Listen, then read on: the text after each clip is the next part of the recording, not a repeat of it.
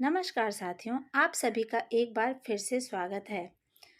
हम पढ़ रहे थे वर्ण विचार के अंतर्गत ध्वनियों का वर्गीकरण। यूजीसी नेट के हिंदी विषय के सिलेबस में यूनिट 1 के अंतर्गत एक टॉपिक लगा हुआ है, ध्वनियों के वर्गीकरण का आधार। ये उसी से संबंधित है।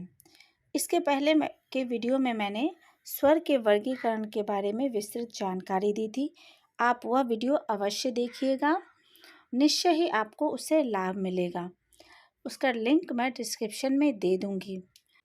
हिंदी वर्णमाला में कुल 11 स्वर हैं। अ, आ, ई, उ, री, ए, ऐ, ओ, औ, बस ये 11 स्वर है। उसके बाद जो वर्ण है वो अयोगवाह ध्वनियाँ कहलाती हैं। तो चलिए सबसे पहले हम इसकी परिभाषा देख लेते हैं। वे ध्वनियाँ जिसका किसी वर्ण से पूर्णतया योग नहीं होता है, उन्हें अयोगवाह ध्वनियाँ कहते हैं। अयोगवाह ध्वनियाँ स्वरों के बाद आती है। जैसे कि मैंने बताया 11 स्वर के बाद अयोगवाह ध्वनियाँ आती हैं। हिंदी में अयोगवाह ध्वनियाँ निम्नलिखित 2 हैं। अंग, जिसको अनुस्वार कहते हैं, और आहा, जिसे विसर्ग कहते हैं। इसके बारे में थोड़ी सी और जानकारी ले लेते हैं। यहाँ ध्यान दीजिएगा, अंग हमेशा शिरोरेखा के ऊपर आती है और आहा हमेशा शिरोरेखा के नीचे अक्षर के दाहिने तरफ 2 बिंदु के रूप में होती है।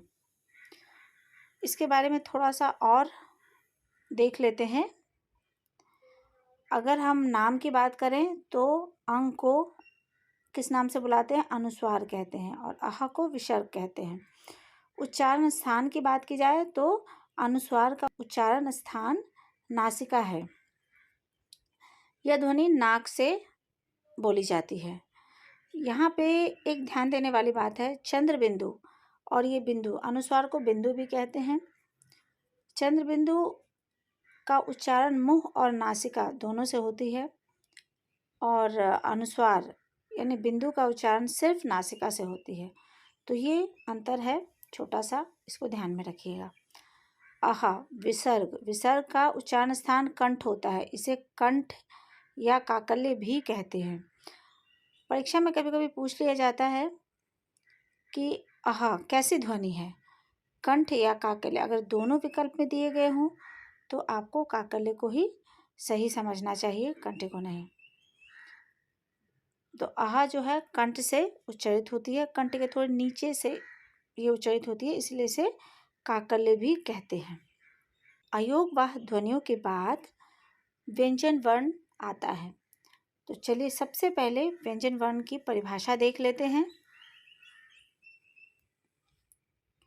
वे ध्वनियाँ जिनका उच्चारण करते समय मुख से बाहर निकलने वाली हवा को मुखांगों की बाधा का सामना करना पड़ता है, अर्थात मुखांग परस्पर स्पर्श करते हैं, उन्हें व्यंजन कहते हैं।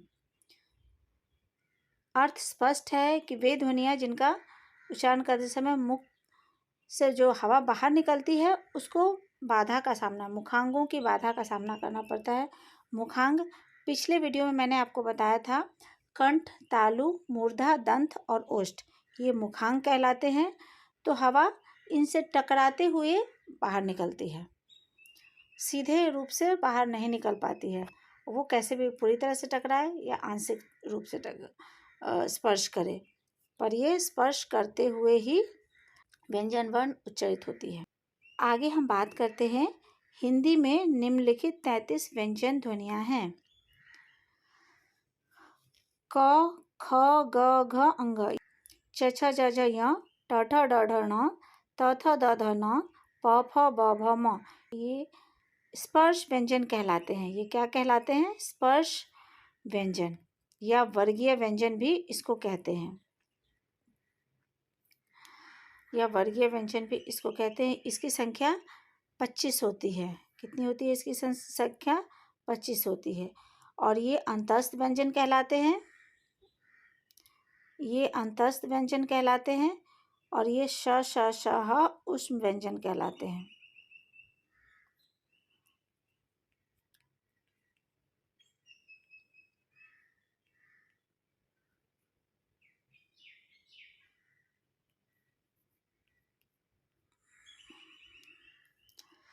तो कुल 33 व्यंजन होते हैं। कितने व्यंजन होते हैं? कुल 33 व्यंजन होते हैं।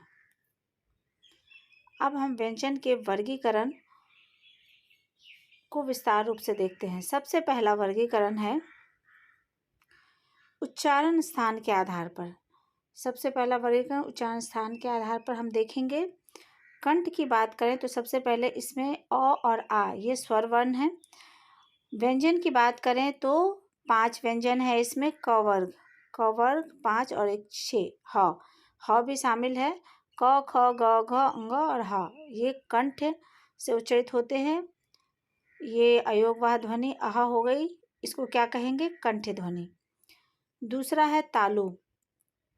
तालु से ई और ई ये स्वर वर्ण है। च छ ज झ य और श ये सारे व्यंजन वर्ण हैं। इनको हम क्या कहेंगे? तालव्य ध्वनियाँ। मूर्धा से उच्चारित होने वाले स्वर वर्ण में री आता है।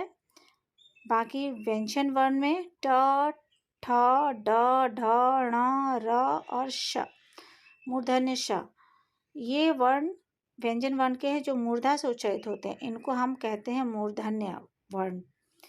नेक्स्ट है दंत। केवल ये व्यंजन वर्ण ही दंत से उच्चारित होते हैं। त थ द ध न ल और स ये दंत व्यंजन वर्ण है। अब ओष्ठ से कौन कौन से वर्ण उच्चारित होते हैं?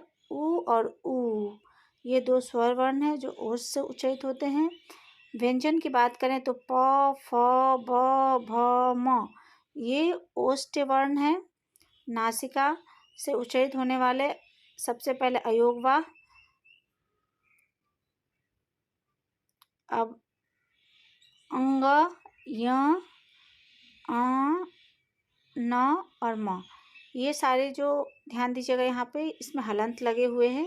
ये सभी वर्ण आधे हैं। ये सारे अक्षर आधे लिखे गए हैं। इनका उच्चारण नासिका से होता है अतः इन्हें नासिक की ध्वनियाँ कहते हैं। अब कंठ तालु से उच्चारित होने वाले ये हैं ए और ऐ। इनको कंठ तालव्य ध्वनियाँ कहते हैं। आगे है कंठ ओष्ठ। कंठ और ओष्ठ से 2 स्वर हैं ओ और औ। ये 2 स्वर ध्वनियाँ कंठोष्ठ कहलाती हैं।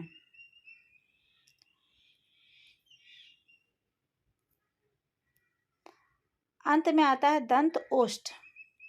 इसके अंतर्गत केवल एक ही ध्वनि आती है व। एक व्यंजन वर्ण है व। यह दंत और ओष्ठ दोनों से उच्चारित होती है अतः इसको दंतोष्ठ ध्वनि भी कहते हैं। मुख के किस भाग से व्यंजन उच्चारित होते हैं उसके लिए मैंने यह एक चित्र के माध्यम से आपको बताने की कोशिश की है। इससे निश्चय ही आपको सहायता मिलेगी। आप इसे अच्छे से देख सकते हैं। ये देखिए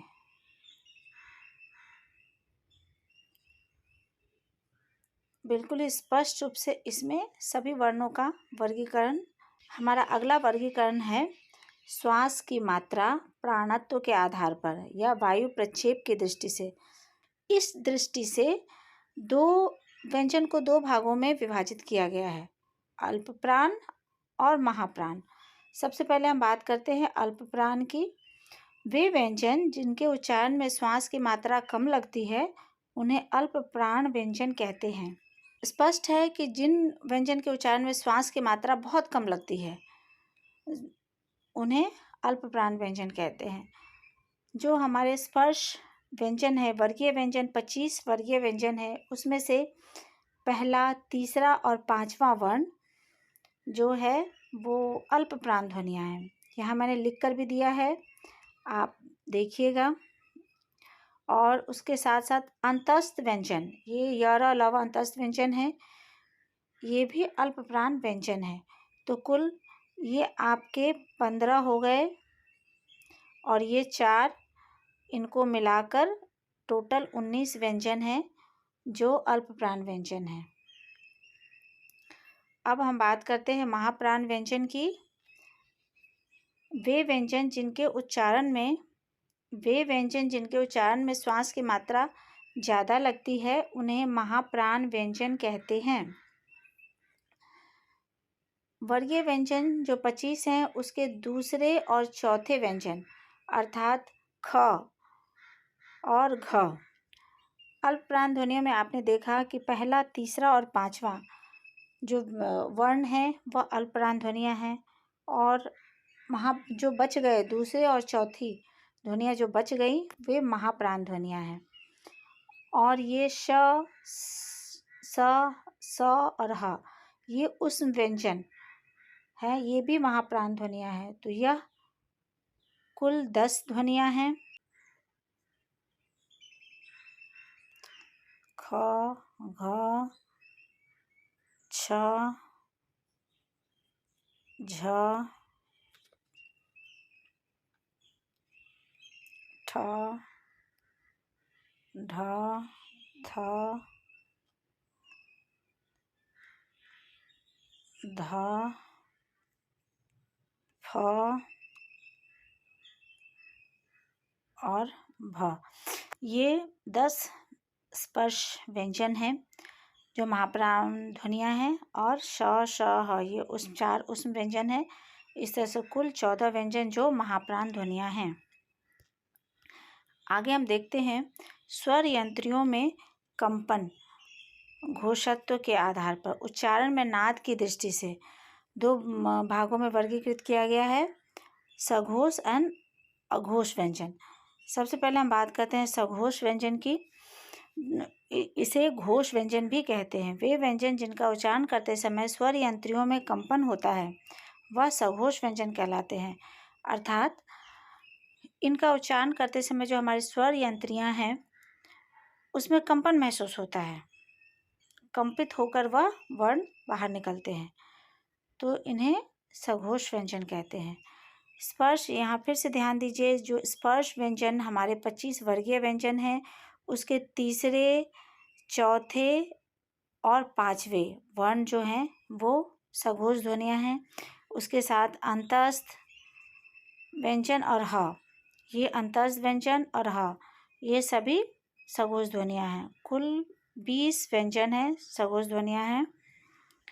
आगे हम देखेंगे अघोष व्यंजन। वे व्यंजन जिनका उच्चारण करते समय स्वर यंत्रियों में कंपन नहीं होता वह अघोष व्यंजन कहलाते हैं। स्पर्श व्यंजन के तीसरे, चौथे और पांचवें वर्ण सघोष व्यंजन हैं, और उसके पहले और दूसरे वर्ण अर्थात क, ख, च, छ, ट, ठ, ड, ढ, च, छ, ट, ठ, त, थ और प, फ ये 10 अघोष व्यंजन हैं। और उष्म व्यंजन के श, स और स भी अघोष व्यंजन है। इनका भी उच्चारण करते समय यंत्रियों में कंपन नहीं होता है, स्वर यंत्रियों में कंपन नहीं होता है।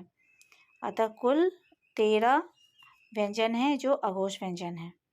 अब हम देखेंगे प्रयत्न के आधार पर। सबसे पहले स्पर्श व्यंजन, स्पर्श संघर्षी व्यंजन, अंतस्थ व्यंजन, अर्धस्वर, प्रकंपित व्यंजन, पार्श्विक व्यंजन और उष्म व्यंजन। एक और है ताड़नजात या उच्छिप्त व्यंजन। इसका हम विस्तार से विश्लेषण करेंगे। सबसे पहले देखेंगे स्पर्श व्यंजन। वह व्यंजन जिनका उच्चारण करते समय मुखांग पूर्णतया स्पर्श करते हैं उन्हें स्पर्श व्यंजन कहते हैं। यह निम्नलिखित 25 हैं क से म तक। आपको ऊपर ही बताया गया है 25 स्पर्शीय व्यंजन हैं, अर्थात यह व्यंजनों का उच्चारण करते समय मुखांग पूर्णतया मुख में स्पर्श करते हैं, तो ये स्पर्श व्यंजन कहलाते हैं। क से लेकर म तक यह 25 की संख्या में होते हैं। दूसरा है स्पर्श संघर्षी व्यंजन। च, छ, ज, झ का उच्चारण करते समय जिह्वा ऊपर उठकर तालु का स्पर्श करती है तथा कंठ छिद्र अवरुद्ध हो जाता है। फलस्वरूप हवा को मुख से बाहर निकलने में संघर्ष का सामना करना पड़ता है, अतः इन्हें स्पर्श संघर्षी व्यंजन कहते हैं। यहाँ च, छ, ज, झ ये 4 वर्णों का उच्चारण जब हम करते हैं तो हमारी जीभ जो है ऊपर उठकर तालु को स्पर्श करती है, तो जैसे ही वो तालु को स्पर्श करती है तो हमारा जो कंठ छिद्र है वह अवरुद्ध हो जाता है। तो हवा को मुंह के बाहर निकलने के लिए संघर्ष का सामना करता है, वह बगल से बाहर निकलती है, सीधे बाहर नहीं निकल पाती है। अतः ये व्यंजन स्पर्श संघर्षी व्यंजन कहलाते हैं।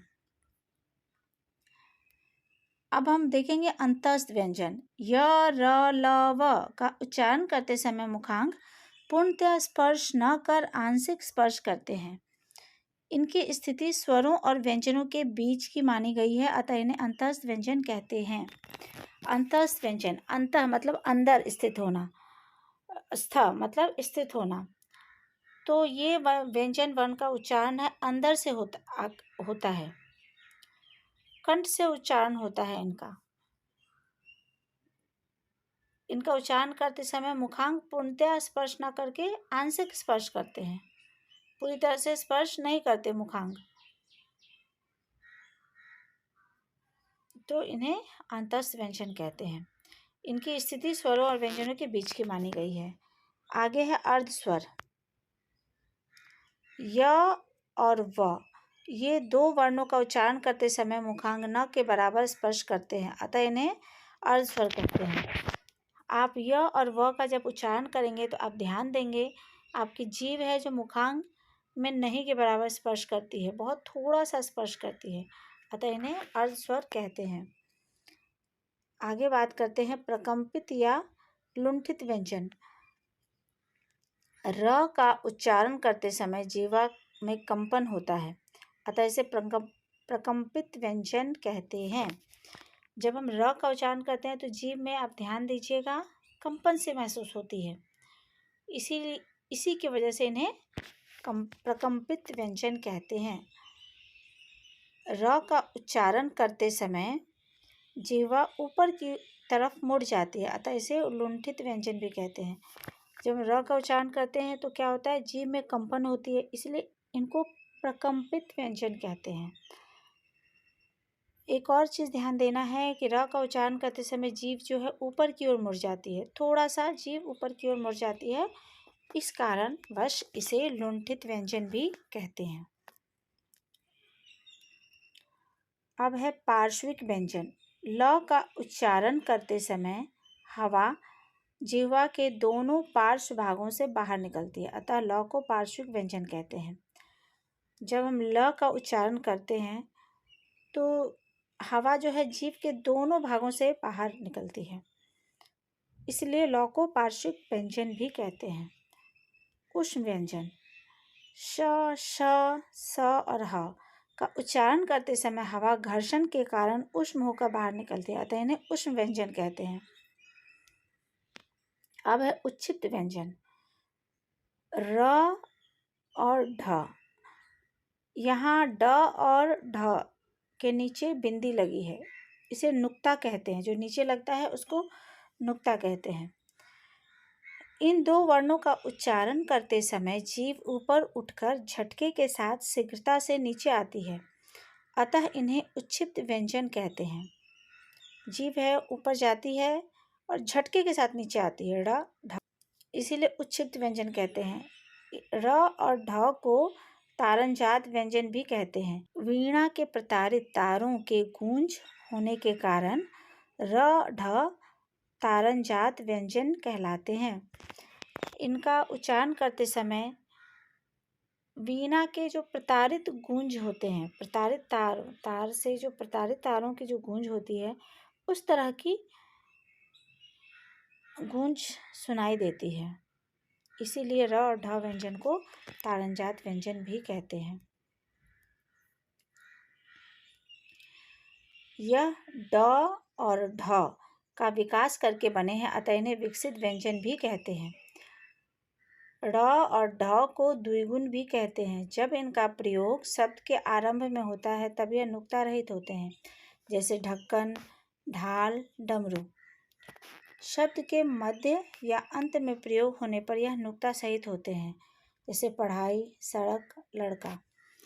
यहाँ ध्यान दीजिए, ये दो व्यंजन द्विगुण व्यंजन भी कहलाते हैं, क्योंकि इनका जो निर्माण हुआ है वह ढ ट ठ ड, ड जो वर्ण आया ट वर्ग में उसके विकसित से र बना और ट ठ ढ, ढ से ढक्कन के विकसित होने से ढ जिसके नीचे नुक्ता बनी वो आया। इनके प्रयोग में अगर ये वर्ण शब्द के शुरुआत में आते हैं तो इनमें नुक्ता नहीं लगती है, और जब वो शब्दों के बीच में आते हैं तो इनमें नुक्ता लगाया जाता है। हमने अयोगवाद ध्वनियाँ पढ़ा, व्यंजन के वर्गीकरण के सभी आधारों को पढ़ा। अब हमारे हिंदी वर्णमाला में 4 संयुक्ताक्षर भी हैं। इसको संक्षिप्त रूप में पढ़ लेते हैं। संयुक्ताक्षर 2 वर्णों के योग से बने व्यंजन वर्ण संयुक्ताक्षर कहलाते हैं। स्पष्ट है कि जो 2 वर्ण के योग से बनते हैं वे संयुक्ताक्षर कहलाते हैं। क्ष, त्र, ज्ञ और श्र।